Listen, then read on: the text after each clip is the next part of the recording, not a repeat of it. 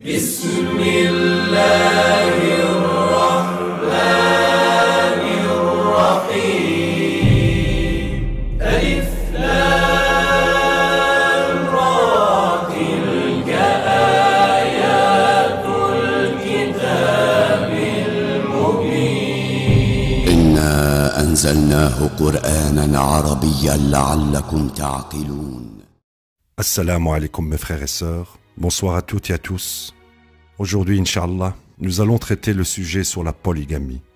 Que dit le Coran à propos de la polygamie?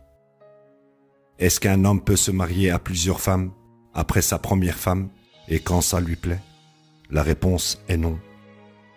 Le Coran ne présente qu'une seule situation très spécifique où un homme peut avoir plus d'une femme.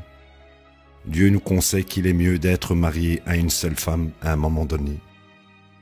Avant de présenter le point de vue coranique sur ce sujet, il faut préciser que les musulmans ont gravement corrompu les lois de Dieu dans le Coran pour permettre aux hommes de se marier à volonté jusqu'à 4 femmes, en oubliant totalement les conditions établies par Dieu pour cette concession. Ils justifient cela en fabriquant des excuses ridicules comme en affirmant que les hommes ont des besoins sexuels plus importants que les femmes, et donc que Dieu leur a fait des concessions.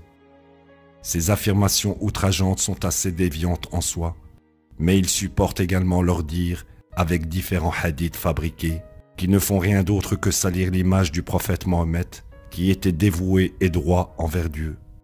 Voilà un de ces hadiths. Dans le livre de Bukhari, volume 1, livre 5, numéro 268, rapporté par Qatada, Anas bin Malik a dit: le prophète avait l'habitude de rendre visite à toutes ses femmes à la suite, jour et nuit. Elles étaient au nombre de 11. J'ai demandé à Anas: le prophète avait assez de force? Anas a répondu: nous disions souvent que le prophète avait reçu la force de 30 hommes. Et Saïd a dit, en se référant à Qatada, qu'Anas ne lui avait parlé que de 9 femmes seulement. Si nous examinons le Coran, nous trouvons la concession dont il est question dans le verset suivant. Écoutons-le, en Sourate 4, verset 3. Si vous estimez que c'est mieux pour les orphelins, vous pouvez épouser leur mère. Vous pouvez épouser 2, 3 ou 4. Si vous craignez que vous ne deveniez injuste, alors vous vous contenterez d'une seule ou de ce que vous avez déjà. De plus, vous êtes ainsi plus en mesure d'éviter des difficultés financières. On remarque immédiatement que le verset commence par le mot « si », qui est une particule du conditionnel. Donc, ce qui suit le mot « si » est une condition qui doit être remplie pour que la suite du verset soit possible. Cela signifie que si un homme ne supporte aucun orphelin ou n'est pas chargé de protéger les possessions des orphelins, alors il ne lui est pas permis de se marier avec plus d'une femme. Si un homme supporte des orphelins ou agit comme un tuteur envers eux, alors prendre une seconde femme dans le but de prendre soin des orphelins et de leur donner une figure maternelle est permis. Dans le verset suivant, Dieu parle des orphelins, de la protection de leur argent et avertit contre le fait de consommer leur argent injustement. Écoutons le verset. En Sourate 4, verset 2. Vous céderez aux orphelins leur bien qui leur revient de droit. Ne substituez pas le mauvais au bon et ne consumez pas leurs biens en les combinant aux vôtres. Ceci serait une grave injustice. Dieu parle aux hommes qui ont la charge de protéger les orphelins et leur argent.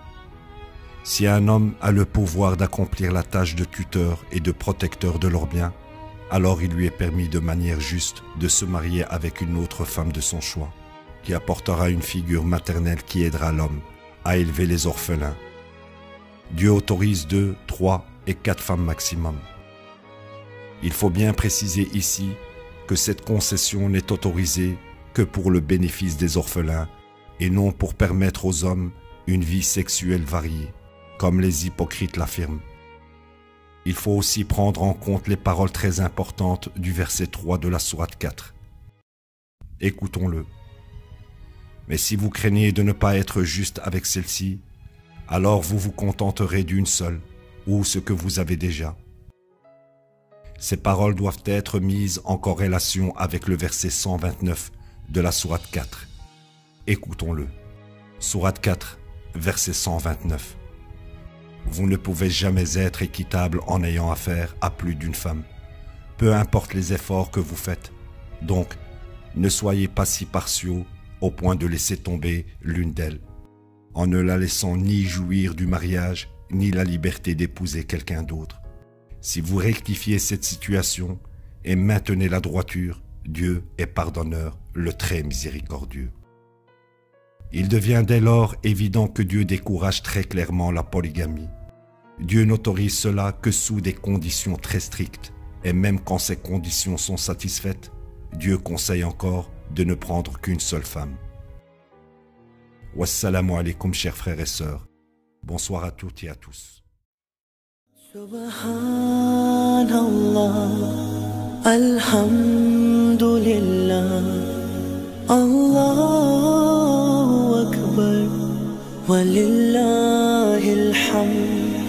Subhanallah, alhamdulillah, Allahu Akbar, walillahil hamd. Subhanallah, alhamdulillah, Allahu Akbar, walillahil hamd. Subhanallah, alhamdulillah, Allahu Akbar, walillahil hamd. Subhanallah, alhamdulillah, Allahu Akbar, walillahil hamd. Subhanallah, alhamdulillah, Allahu Akbar, walillahil hamd.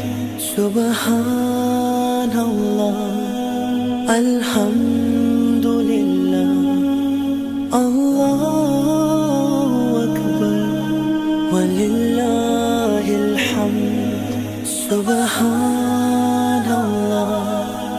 alhamdulillah, Allahu Akbar, walillahil hamd. Subhanallah, alhamdulillah.